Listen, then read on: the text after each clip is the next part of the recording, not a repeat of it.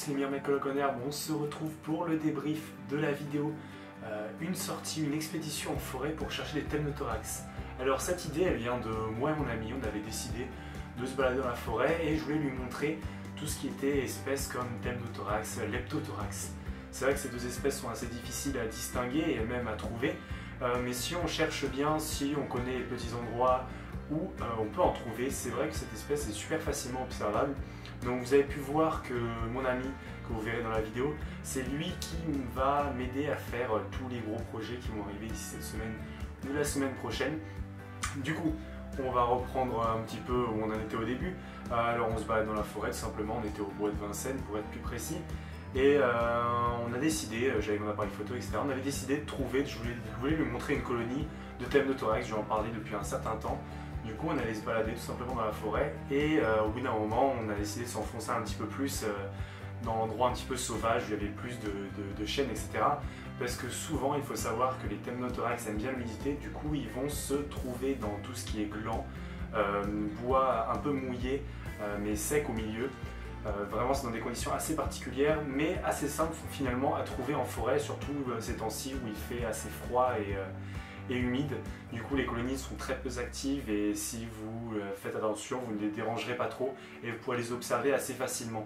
Du coup on a mis environ 1 heure avant de trouver un endroit assez acceptable. On a essayé de chercher de temps en temps dans des glands, dans des bouts de bois qu'on classait doucement pour ne pas bien sûr déranger la colonie.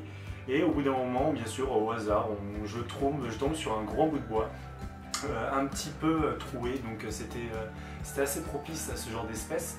Je commence à dépioter un petit peu et là je vois un petit nid de Temnothorax. Alors l'espèce, je pense que c'est Unifacius, mais c'est vrai que déterminer une espèce de Temnothorax et de Leptothorax c'est vraiment très compliqué. Déjà le discernement entre Temnothorax ou Leptothorax c'est juste au niveau surtout des antennes, avec 11 articles antennaires pour les Leptothorax et 12 articles antennaires en comptant bien sûr le scap pour les Temnothorax. Alors en effet je pense que c'est une Unifacius en fonction de la couleur, en fonction bien sûr de la pilosité des pattes et d'autres caractéristiques. Mais cette espèce était vraiment assez jolie à observer, elle se regroupait en petits packs pour se tenir chaud et il y avait aussi pas mal de couvains. Du coup, c'est vrai que vous-même, vous pouvez assez facilement aller voir ou trouver de ces colonies-là. Laissez-les tranquilles, faites attention à ne pas les déranger, parce qu'en été, de toute façon, vous aurez assez d'essaimages, assez de rennes pour en trouver dans la nature sans forcément devoir détruire leur habitat. Après, c'est vrai que ces genres de colonies d'espèces sont assez populeuses et vous en trouverez un peu partout. Les rennes ne sont pas du tout rares et je pense que sans souci, vous trouverez des rennes, que ce soit aux essaimages ou même avant. Donc prélever une colonie ou une gine ne va pas avoir un gros impact, surtout qu'elles font des essaimages assez massifs et qu'elles vont être dans des zones plutôt définies.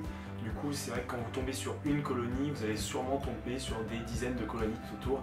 Et si vous, par exemple, prélevez juste un bout de bois dans le milieu et que vous tombez sur 2 colonies, c'est pas bien grave, ce n'est pas ça qui va vraiment affecter l'espèce, même s'il faut bien sûr éviter ce genre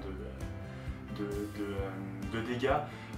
Bon là, c'était en diapose, j'en ai remis le bois tranquillement où il était, ça n'a pas gêné, elles ne sont même pas réveillées, donc comme vous pouvez voir sur la vidéo, elles bougent à peine. On a remis le bout de bois comme il était et on est reparti tranquillement. Donc c'est vrai que c'était assez agréable, lui il était assez heureux de pouvoir enfin voir des Temnothorax dans la nature.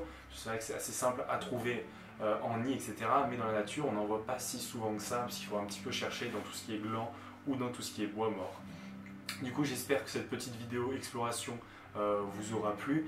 On s'est baladé un petit peu dans la forêt, on a vu plein d'autres insectes, plein d'autres animaux comme des oiseaux. J'ai pris en vidéo un petit rouge-gorge qui était sympa, qui était venu juste à côté de nous pendant qu'on était en train de dépioter une souche d'arbre pour récupérer les petits insectes qui sortaient, surtout des scolopendres.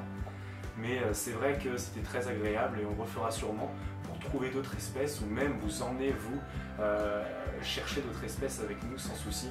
On vous tiendra au courant, sûrement faire des petites sorties comme ça si ça vous plaît. En tout cas, merci à tous d'avoir regardé la vidéo. C'est une vidéo un petit peu qui change un petit peu de l'ordinaire, donc j'espère que ça vous plaira. En tout cas, merci à tous du soutien récent.